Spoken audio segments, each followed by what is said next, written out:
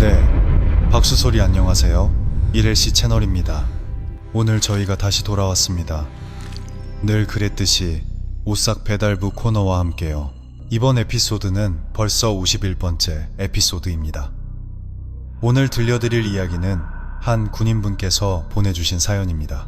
이분은 대한민국이 북한과의 서해 연평도 포격 사건으로 인해 남북 간의 군사적 긴장이 최고조에 달했던 시기에 강원도에서 복무하셨다고 합니다. 이야기는 2010년에 일어났습니다. 비록 이 사건이 벌써 10년도 더 지난 일이지만 그곳에서 복무하며 겪었던 끔찍한 경험은 오늘날까지도 잊을 수 없는 기억으로 남아있다고 합니다. 시청하시기 전에 좋아요와 구독 버튼 누르는 것 잊지 마시고요. 특히 이 영상을 강원도에서 군 복무했던 친구들에게 공유해서 그곳에도 이렇게 무서운 이야기가 있다는 걸 알려주시는 것도 잊지 마세요. 자, 지금부터 들려드릴 이야기는 시청자 여러분의 각별한 주의가 필요합니다. 이 이야기는 한 군인 김 병장님께서 실제로 겪으셨던 일이기 때문입니다. 김 병장님께서 강원도에서 복무하던 시절 겪었던 끔찍한 이야기를 들려주셨습니다. 때는 2010년 연평도 포격 도발로 남북 간의 긴장이 극에 달했던 시기였습니다. 그 사건은 오랫동안 이어져온 남북 대치의 연장선에 있었죠. 당시 뉴스를 보셨던 분들은 아시겠지만 우리 국군 장병들이 북한의 기습 공격에 맞서 싸웠고 일부는 부상을 입었으며 안타깝게도 전사자도 발생했습니다. 정말 슬픈 시기였습니다. 그 무렵 강원도 철원군 일대의 최전방 지역에서도 교전 가능성이 높아지면서 긴장이 고조되었습니다. 그로 인해 당시 우리 국군 장병 4명이 전사하고 14명 이상이 부상을 입는 안타까운 일이 있었습니다. 인근 주민들의 증언에 따르면 총소리가 끊이지 않아 그 기간 동안 주민들을 안전한 지역으로 대피시켜야만 했습니다. 당시 외교통상부에서는 주한 북한 대표부를 통해 강력한 항의 서한을 전달하기도 했습니다. 일련의 교전 사태로 인해 도지사는 해당 군 전체를 거의 준전시 상태에 준하는 재난지역으로 선포하기에 이르렀습니다. 그때 김 병장님은 일병이었고 많은 동료들과 함께 분쟁지역인 철원으로 파병될 명단에 포함되었습니다. 하지만 김 병장님은 예비 부대로 편성되어 강원도의 한 군부대로 가게 되었습니다. 사실 주요 분쟁지역은 서해였지만 김 병장님이 배치된 곳은 군사분계선 DMZ과 인접한 최전방 지역으로 북한과 맞닿아 있는 곳이었습니다. 당시 북한군이 언제 도발해 올지 모르는 일촉즉발의 상황이었습니다. 그날 밤 김 병장님이 속한 대대는 주둔지를 떠나 강원도 철원을 향해 이동했습니다. 밤새 이동하여 부대에 도착했을 때는 거의 다음날 새벽이 다 되어서였습니다. 예비 부대가 주둔하게 된 곳은 민간인들의 밭과 논이 있는 지역이었지만 언뜻 보기에는 주민들이 밭을 일구다만 숲처럼 보였습니다. 주둔지에 도착하자마자 모든 병사들은 해가 지기 전에 적의 공격으로부터 몸을 숨길 수 있는 개인호와 은신처를 만들기 시작했습니다. 그곳은 아직 전기가 들어오지 않는 깊은 산속이었기 때문입니다. 전기나 수도시설은 물론 없었고 심지어 화장실조차 없어서 풀숲이나 나무 뒤에서 해결해야 했습니다. 큰일이 급하면 야전삽을 들고 숲으로 들어가 직접 구덩이를 파고 해결해야 하는 열악한 상황이었습니다. 임시막사가 완성될 무렵에는 이미 밖은 칠흑 같은 어둠에 잠겼고 부대에서 지급받은 손전등 불빛만이 유일한 광원이었습니다. 그 후 불을 피워 식사를 준비했습니다. 각자 맡은 임무를 마치고 식사까지 끝낸 뒤 전 병력이 집합해야 할 시간이 되었습니다. 중대장님은 모든 병사를 모아 적의 야간 기습에 대비하기 위한 경계 근무조를 편성했습니다. 그때는 제대로 된 초소나 방어벽 같은 것도 없어서 나무나 흙더미 뒤에 몸을 숨기며 경계를 서야 했습니다. 적이 밤에 몰래 침투할 수도 있었기 때문입니다. 집합이 끝난 후 모두들 자유롭게 휴식을 취하기 위해 흩어졌습니다. 어떤 병사들은 중대장님이 지시한 대로 경계 근무에 투입되었습니다. 김 병장님은 그날 경계 근무가 없어서 집에 전화 한 통할 만한 조용한 장소를 찾아 나섰습니다. 이번에 강원도 최전방으로 오게 된 것을 아직 어머니께 말씀드리지 못했기 때문입니다. 몰래 통화할 만한 적당한 장소를 찾던 중 병사들을 태우고 온 군용 트럭 뒤편이 괜찮아 보였습니다. 그는 총기 보관 상자를 침대 삼아 누웠습니다. 시간은 밤 10시가 조금 넘었고 처음으로 최전방에 왔다는 사실에 마음이 들떠 있었습니다. 어머니께 전화를 걸어 한참 동안 즐겁게 통화했습니다. 안부를 묻고 어머니, 저 지금 북한 땅이 보이는 최전방에 처음 와봤어요. 정말 긴장되고 신기해요 라며 자랑도 했습니다. 한참을 통화하는데 어머니는 당시 불안한 상황 때문에 걱정이 많으셨습니다. 아들에게 몸 조심하거라 아들아. 항상 몸 건강히 잘 챙겨야 한다고 신신당부하셨습니다. 어머니의 말씀이 끝나자 통화는 남동생으로 바뀌었습니다. 그런데 동생이 전화를 받자마자 던진 첫 마디가 이상했습니다. 형, 친구들이랑 같이 있어? 외롭진 않겠네. 그 말을 듣는 순간 김 병장님은 소름이 돋았습니다. 지금 트럭 뒤에는 자신 혼자 누워 있었기 때문입니다. 동생은 계속해서 말했습니다. 웬 아저씨 웃음소리가 크게 들리길래 형 친구들이랑 여러 명 같이 있어서 재밌게 노는 줄 알았지. 그 순간 김 병장님은 동생이 장난치는 것이라고 생각했습니다. 그래서 엄마 바꿔줘. 너랑 통화하기 싫어라고 말했습니다. 그런데 제 말이 끝나기도 전에 어머니가 동생과 똑같은 질문을 하셨습니다. 아들아, 친구들이랑 같이 있니? 웃음소리가 아주 시끄럽구나. 그 순간 김 병장님은 등골이 오싹해졌습니다. 그래서 어머니께 어머니, 내일 다시 전화드릴게요 라고 말한 뒤 서둘러 트럭에서 내려와 근처에 모여있는 동기들에게로 갔습니다. 동기들이 모여 앉아 있는 곳으로 다가가자 친구 한 명이 갑자기 화들짝 놀라는 것이었습니다. 김 병장님이 왜 그래? 뭘 그렇게 놀라?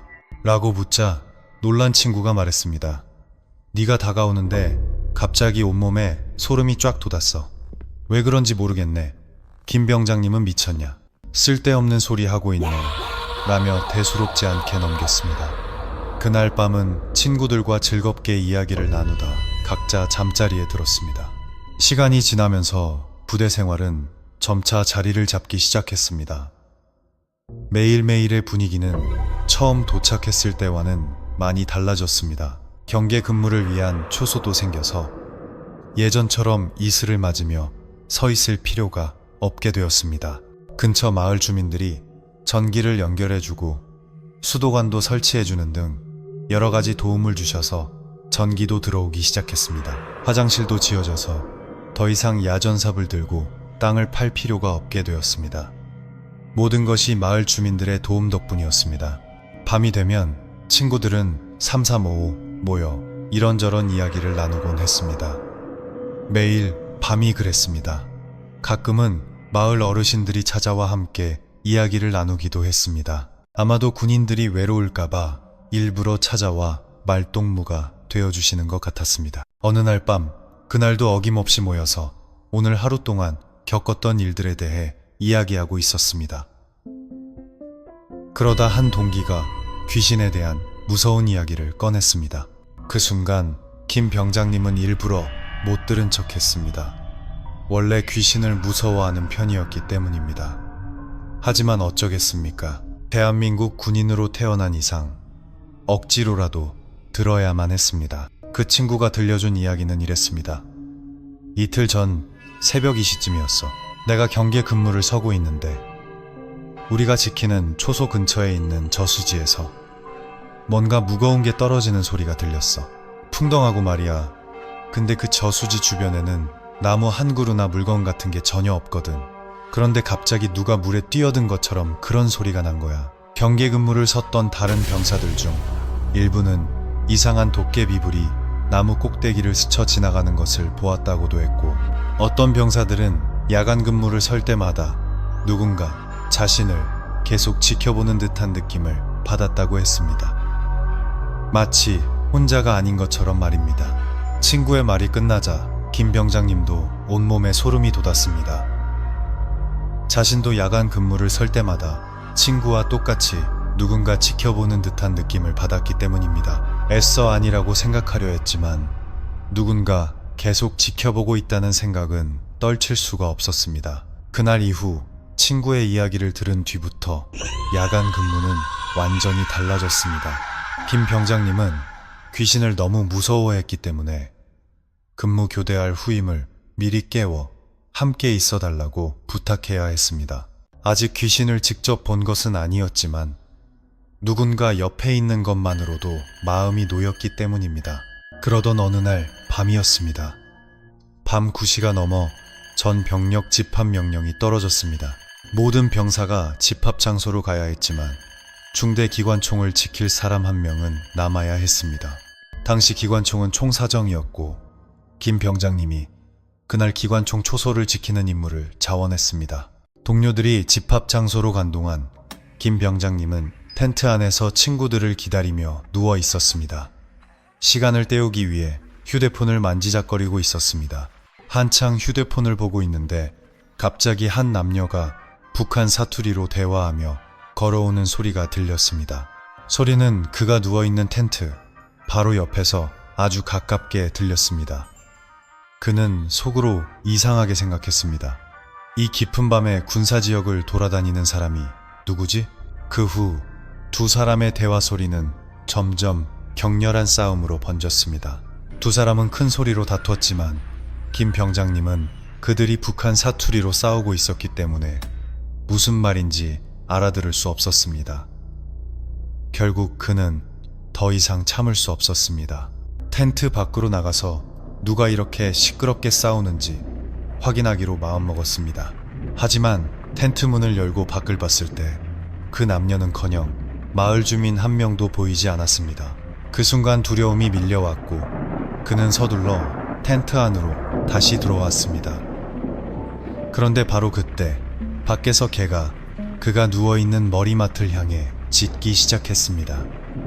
김 병장님은 서둘러 이불을 머리끝까지 뒤집었었습니다. 선임들과 친구들이 돌아올 때까지 계속 그러고 있었습니다. 그런데 그때 아까 그 남녀의 목소리가 다시 들려왔습니다. 이번에는 전보다 더 끔찍했습니다. 두 사람의 목소리가 텐트 안에서 들려왔기 때문입니다. 그는 조심스럽게 이불 틈으로 밖을 엿보았습니다.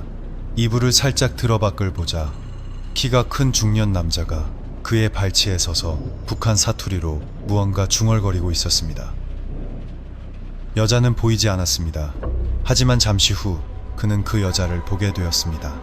여자가 그의 발치에서부터 이불 속으로 파고들며 점점 위로 올라오고 있었던 것입니다. 마침내 그 여자의 얼굴이 그의 얼굴과 한 뼘도 안 되는 거리까지 다가왔습니다. 그리고 그 여자는 천천히 혀를 내밀었습니다. 그녀의 혀는 믿을 수 없을 정도로 길어서 거의 그의 얼굴을 핥을 뻔했습니다. 보통 사람보다 훨씬 긴 그 혀는 새까만 색이었습니다. 김 병장님은 마음속으로 주여, 저를 불쌍히 여기소서 라고 되뇌며 나중에 꼭 제사를 지내드리겠다고 약속했습니다. 그러자 그 남녀는 북한 사투리로 무언가 말했는데 겨우 알아들을 수 있었던 것은 고맙다, 고맙다 와 비슷한 말이었습니다. 그리고 두 사람은 사라졌습니다. 그 순간 김 병장님은 목청껏 소리 질렀지만 아무도 듣지 못했습니다. 집합 장소와 다른 텐트들이 꽤 멀리 떨어져 있었기 때문입니다. 친구들이 돌아오고 나서야 그는 안도의 한숨을 내쉴 수 있었습니다. 다음날 아침 그는 일어나자마자 큰 나무를 찾아가 그 두 사람을 위해 물을 따라주며 간소한 제사를 지냈습니다. 군사 지역을 벗어나 마을절에 가서 공양을 올릴 수는 없었기 때문입니다. 그날 이후로 그 남녀는 다시 나타나지 않았습니다. 하지만 그 후로도 이상한 일은 계속되었습니다. 어느 날 밤 10시가 좀 넘었을 때였습니다. 갑자기 배가 아파왔습니다. 처음에는 친구를 깨울까 했지만 매번 경계 근무 때마다 친구를 깨워 미안한 마음이 들어 망설여졌습니다. 그래서 이번에는 혼자 가기로 결심했습니다. 이제 화장실도 예전처럼 무섭지 않았습니다. 하지만 새로 지은 화장실은 꽤 멀리 떨어져 있었습니다. 화장실은 숲으로 둘러싸인 곳에 있었고 수경지에서 약 300m 정도 떨어져 있었습니다. 그는 손전등을 챙겨 그곳으로 향했습니다. 화장실에 도착하자마자 그는 서둘러 문을 열고 보리를 보기 시작했습니다. 보리를 보고 있는데 누군가 슬리퍼를 신고 마른 잎사귀를 밟으며 걸어오는 소리가 들렸습니다. 그는 속으로 이상하게 생각했습니다. 화장실 칸이 3개나 있는데 왜 들어오지 않고 계속 화장실 앞에서 서성이는 거지? 잠시 후 발소리는 한 화장실 칸 앞에서 멈췄고 문이 쾅하고 닫히는 소리가 들렸습니다. 처음 그 소리를 들었을 때 그는 웃음이 나올 뻔했습니다. 얼마나 급했으면 문을 저렇게 세게 닫을까? 하지만 그가 보리를 마치고 문을 열고 나왔을 때 놀려주려던 마음은 싹 사라졌습니다. 그가 본 것은 모든 화장실 문이 활짝 열려있는 모습이었습니다. 화장실을 사용한 사람은 아무도 없었습니다. 그렇다면 그가 들었던 소리는 대체 무엇이었을까요? 다음날 아침 친구들은 그를 놀려댔습니다. 야, 어젯밤에 손전등 들고 미친 듯이 뛰어온 놈 누구냐? 모두들 그날 있었던 일로 그를 보며 크게 웃었습니다. 그는 그냥 헛것을 들었겠거니 하고 대수롭지 않게 넘겼습니다. 그러던 어느 날 오후 2시 40분쯤이었습니다. 그는 이 시간을 정확히 기억합니다. 그때 다른 친구들은 모두 마을에 내려가 주민들을 돕고 있었고 그는 또다시 혼자서 기관총 초소를 수리하는 임무를 맡게 되었습니다. 하지만 이번에는 대낮이었기 때문에 그다지 무섭지 않았습니다. 친구들을 기다리며 그는 텐트 기둥에 등을 기대고 앉아 있다가 자신도 모르게 잠이 들었습니다. 얼마 후 그는 머릿속에서 울리는 소리에 잠을 깼습니다. 깨우지 마. 눌러. 깨우지 못하게 꽉 눌러. 그것은 한 여자의 목소리였습니다. 그는 비몽사몽간에 눈을 뜨려 했지만 눈꺼풀이 천근만근 무거웠습니다. 하지만 무언가가 자신의 다리를 꽉 누르고 있다는 느낌은 확실했습니다. 그는 대체 무엇이 자신의 다리를 누르고 있는지 확인하기 위해 필사적으로 눈을 뜨려 했습니다. 겨우 눈을 떠보니 발치에 검은 그림자가 보였습니다. 그때는 잘 보이지 않았지만 두 다리를 꼼짝 못하게 누르고 있는 시커먼 그림자라는 것만은 알 수 있었습니다. 그것은 단순한 가위 눌림 이상이었습니다. 온몸이 마비되는 듯한 느낌에 이러다 죽을 수도 있겠다는 생각이 들었습니다. 그는 또다시 예전과 같은 방법을 썼습니다. 제사를 지내드리겠다고 약속하자 몸을 옥죄던 마비 증상과 그가 보았던 그림자가 서서히 사라졌습니다. 그가 겨우 몸을 일으켰을 때 심장은 미친 듯이 뛰고 숨이 찼습니다. 시간을 보니 겨우 오후 2시 40분이 조금 넘었을 뿐이었습니다. 대낮에 가위에 눌리다니. 그 외에도 이상한 일들은 많았습니다. 강원도에서의 마지막 달이었습니다. 매일 아침 새벽 4시가 되면 그는 취사병들과 함께 아침 식사를 준비하기 위해 일어나야 했습니다. 그런데 또 다른 이상한 일이 생겼습니다. 그는 매일 아침 같은 시간, 즉 새벽 4시만 되면 누군가 깨우는 소리를 들었습니다. 그 소리는 그의 이름을 부르는 소리였습니다. 김병장. 이 소리는 딱 한 번만 들렸지만 그 소리를 들을 때마다 그는 깜짝 놀라 잠에서 깼습니다. 주변을 둘러봐도 아무도 없었습니다. 처음에는 친구들이 장난치는 것이라고 생각했습니다. 하지만 시간이 지나면서 이상하다는 생각이 들기 시작했습니다. 친구들이 매일같이 이런 장난을 칠 리가 없는데 어느 날 그는 범인을 잡기 위해 새벽 4시 전에 미리 일어나 잠든 척을 해보았습니다. 누가 자신을 부르는지 확인하기 위해서였습니다. 하지만 그날은 아무런 소리도 들리지 않았습니다. 정말 이상한 일이었습니다. 그러던 어느 날 남북 간의 긴장 상황이 완화되면서 부대원 전원에게 원래의 주둔지로 복귀하라는 명령이 내려왔습니다. 그곳에서 보내는 마지막 밤에는 이상한 일이나 기이한 현상은 일어나지 않았습니다. 정체불명의 목,